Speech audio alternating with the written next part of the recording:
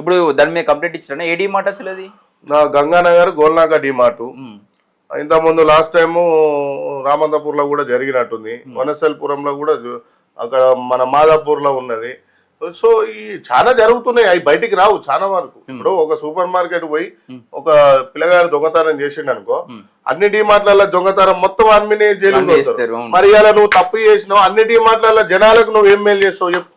కొన్ని వేల కోట్ల ఫ్రాడ్ జరిగి ఉండొచ్చు కదా. ఒక్క రోజుకు 1,73,000 స్కామ్ జరుగుతుంది ఒక డిమార్ట్ లో. ఒక డిమార్ట్ లో. ఓకే. అంటే ఇవాళ 100 డిమార్ట్లు ఉండొచ్చు మన రాష్ట్రంలో. 100 అంటే రోజు 1,50,00,000 స్కామ్ జరుగుతుందనే కదా.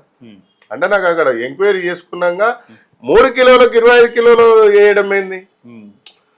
ఏమంటున్నా అంటే 3 కిలోలకు 25 కిలోల రేట్ వేయడం ఏంది? స్లిప్ మీద బిల్లు, ఫోన్ పే చేసిన అన్ని ఎవిడెన్స్ ఉన్నాయి. సో బాధ అనిపించేది ఏంటంటే మనం సరిగ్గా లేనప్పుడు, ఇప్పుడు